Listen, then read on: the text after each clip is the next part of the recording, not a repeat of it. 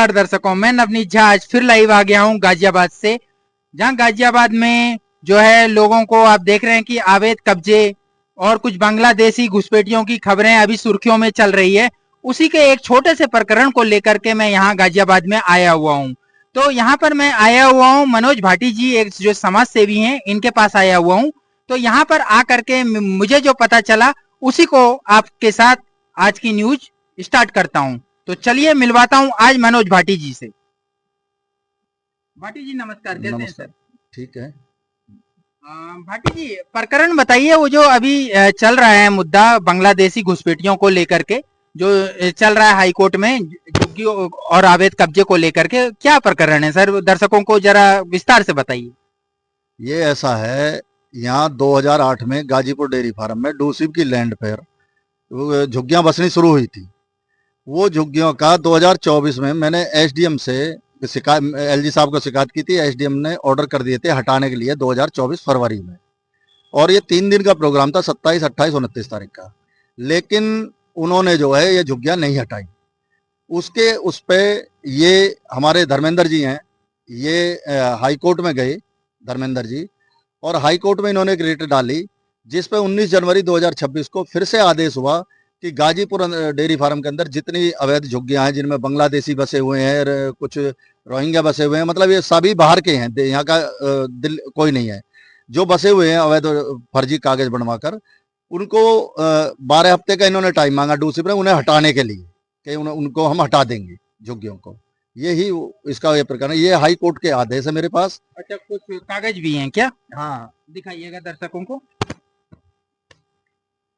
ये आदेश है high court के जो ये 19 जनवरी 2026 को हुए हैं ऑर्डर, और ये सभी झुग्गियां हटाने के लिए ये कही गई है। जो एसडीएम के आदेश थे उसमें ये कहा गया कि जितना एसडीएम ने ऑर्डर किया था वो सब इंक्रोचमेंट हटाई जाए, जो गाजीपुर डेयरी फार्म में झुग्गी जो भी है, वहां झुग्गी है या और इंक्रोचमेंट है जो भी, सब हटाई जाए।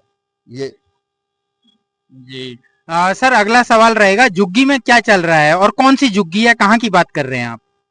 ये झुग्गी जो NH24 के साथ में मेट्रो सर्विस सेंटर है उसके साथ डेयरी फार्म के सी और डी ब्लॉक के गली नंबर 7 के ऊपर बसी हुई है। ये उसके बीच में करीब 10,000 वर्ग मीटर जमीन है जिसमें झुग्गियां बसी हुई हैं। उसमें एक एक झुग्गी, एक जो डूसिब ने 669 झुग्गियां करी थी, जिसका एक झुग्गी का एरिया 10 बाई 10 का होता था। लेकिन आज की डेट में एक एक झुग्गी 100 गज से लेके 500 गज में बसी हुई है। अब ये झुग्गियां लगा लो कि अगर झुग्गियां का हिसाब देखा जाए तो 5,000 से ऊपर बैठेंगी झुग्गियां, 5,500 से ऊपर ही बैठेंगी झुग्गियां ये। इनको जिनमें ज्यादातर लोग बांग्लादेशी हैं जो अपने आप को बंगाल के बता देते हैं, क्योंकि उनकी आईडी, एक इनका गैंग है जो बंगाल में बैठा हुआ है, वहाँ बांग्लादेश से बुला के बंगाल में इनकी आईडी बनवाता है और फिर इनको बाई एयर यहाँ भेजता है।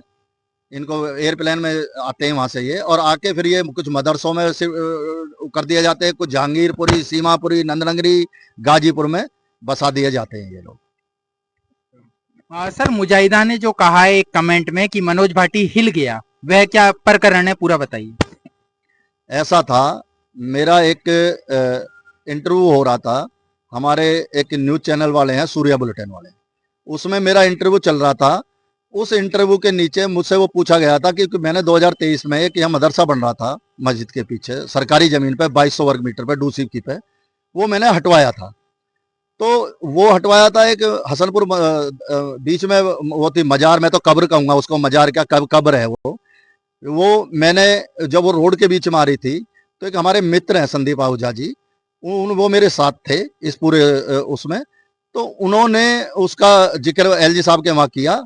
तो वो मजार और उसका चल रहा था, जो कब्र है वो कब्रकार इस मदरसे का चल रहा था, उसके ऊपर इसने कमेंट किया कि बम और गन इसके ही, मतलब एक सोशल मीडिया इनका नेटवर्क है, जितने भी ये बांग्लादेशी इस तरह के नाम बदल बदल के वो करते हैं। तो उसमें ये करा था कि बम और गन तैयार है, ऑन है, जिस दिन गाजीपुर में घूमता हुआ मिल गया उस दिन जिंदा वापस घर नहीं जाएगा। जिसका मैंने तुरंत गाजीपुर SHO साहब को स्क्रीनशॉट लेके भेजा था, उसका जो है ये प्रकरण वो मुजाहिदा का, उसको लिए ही वो कह रही है कि एक कमेंट में हिल गया तो बाकी तो जन वो क्या करेगी, तो मैं क्या झेलूंगा, वो जब एक कमेंट्री झेल पाया था मैं, वो कह रही है। गोलीबारी झुग्गी प्रकरण क्या है? ये ऐसा था, यहाँ एक नसीम उर्फ पोला रहता है जो अवैध धंधे करता है, जैसे कि सट्टा चलाना, बांग्लादेशियों को बुला के उन लेडीजों को अपनी वाइफ बता देना और उनसे दारू बिकवाना।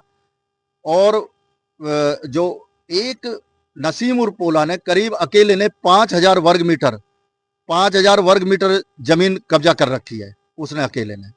तो इसमें वो था कि जब किसी और ने भी यहाँ गांजा या स्मैक बेचनी शुरू कर दी, तो नसीम उर्फ पोला का कोई भांजा या भतीजा था, उसने उसकी झुग्गी के ऊपर जाके फायर से गोली चलाई, जो गोली 10-10 फुट की दूरी पर दरवाजे, लोहे के दरवाजों को चीरते हुए 40 फुट दूर जाके दीवार में घुसी। वो उस टाइम तत्कालीन जो एसएचओ थे निर्मल कुमार झा, उन्होंने उस प्रकरण में, क्योंकि नसीम उर्फ पोला की अच्छी पकड़ है पुलिस में, तो उसमें जो है उन्होंने करा क्या कि वो एक 315 के कट्टे में बंद कर दिया, जिसकी मैंने फिर शिकायत की। शिकायत करने के बाद जब वो जेल से छूटा 2 महीने बाद, उसको दोबारा उठाया गया और वो पिस्टल 7.63 के करीब, वो जो सिर्फ फोर्स के और आतंकवादियों के पास होती है वो पिस्टल, वो फिर बरामद करी उन्होंने, फिर उसको दोबारा से जेल भेजा। और अब लास्ट प्रश्न यही रहेगा कि पुलिस प्रशासन से क्या सहयोग? पुलिस प्रशासन से यही सहयोग है। अगर आप बता रहे हैं कि गाजीपुर थाना दुनिया में वर्ल्ड में नंबर 1 है, तो इस थाने का मुझे ये बताएं कि आपको किसी भी एफआईआर करने में जब इतना वो होता है, किसी को जान से मारने की धमकी दी जा रही है, बम से उड़ाने की धमकी दी जा रही है, और वो भी मेरे जैसे आदमी को, समाज सेवक को, एक को, तो उसमें मैं ये पूछना चाहता हूं प्रशासन से, उनसे, आप एफआईआर नहीं करेंगे तो ये दिखा देंगे कि भाई जो वर्ल्ड में नंबर 1 थाना है, अगर एफआईआर आप नहीं करेंगे तो क्राइम कहां से दिखाएंगे आप एफआईआर करो ही मत, पब्लिक मरती रहेगी, उसकी एफआईआर मत करो। डेली लाश मिल रही है, यहाँ नाले में मिली अभी 15 दिन पहले 2 लाशें, उसकी मुझे बताओ कहाँ एफआईआर है, कहाँ क्या? कुछ नहीं हो रहा है, यहाँ कुछ नहीं है। पुलिस प्रशासन का यही है। मैंने एसएचओ को स्क्रीनशॉट लेके उसी दिन भेज दिया था, आज तक भी कोई काम नहीं हुआ। अब मैंने ये उस बारे में ये डीसीपी साहब को मैंने दी है ये शिकायत कि जी मुझे ये बताया जाए कि मेरे साथ ये आईडी है, ये जो आईडी है, ये इनसे जो धमकी दी गई है, ये आईडी, इसमें मैं दिखाता हूं आपको, जो धमकी है वो भी दिखाता हूं कि ये मेरा इंटरव्यू चल रहा है, ये जो है, ये मैं मनोज भाटी है, अनिल यादव जी हैं, इसमें एक सुखबीर सिंह की आईडी से करा है बम गन ऑन, ये दिया हुआ है। दूसरा ये मोनी खान से आईडी बनाई हुई है, मुजाहिदा की आईडी है, जो लेडी मुजाहिदा है, जो बांग्लादेश से बांग्लादेशियों को लाके दिल्ली में बसाती है, उसका वहां से कोई रिश्तेदार है, वो उनकी आईडी बनवाता है फर्जी बंगाल में, और वो फिर आके दिल्ली में हो जाते हैं बंगाल की आईडी। उसने लिखा है, जिस दिन तू गाजीपुर डेयरी फार्म में मिल गया, जिंदा वापस नहीं जाएगा। अब वो क्या कहती है कि इसमें गाजीपुर लिखा उसने, वो कहती है गाजीपुर तो रोड के उस साइड है, यानी कि दिल्ली से बाहर बताती है गाजीपुर को, वो कहेगी और मतलब कानून नियम कानून बताएगी। वो बहुत बड़ी एडवोकेट है, वो जो सारे कानून, जो अपनी मर्जी से कानून चलाएगी दिल्ली में, अपनी मर्जी से कानून पास करेगी, वो समझे। और पुलिस, उसको पता है पुलिस उसका कुछ करनी नहीं, क्योंकि पुलिस को अवैध उगाई करके झुग्गियों से वही, उसका बाप और वही देते हैं, उसका बाप प्रधान है यहाँ झुग्गियों का, बांग्लादेशियों की झुग्गियों का प्रधान है। तो आप देख रहे हैं मेरी वीडियो, जिसमें मनोज भाटी ने बेबाकी से अपनी बातें रखी, निष्पक्ष पत्रकारिता से मिलिए नेक्स्ट एपिसोड में नवनीत झा के साथ। प्लीज फॉलो, प्लीज सब्सक्राइब, और हो सके तो एक छोटा शेयर। धन्यवाद। जय हिंद, जय भारत।